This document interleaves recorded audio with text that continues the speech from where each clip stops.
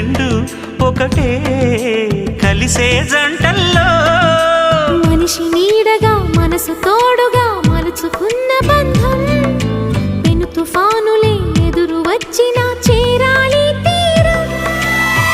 వారే వా ప్రేమ పావురం వాలేదే ప్రణయ గోపురం.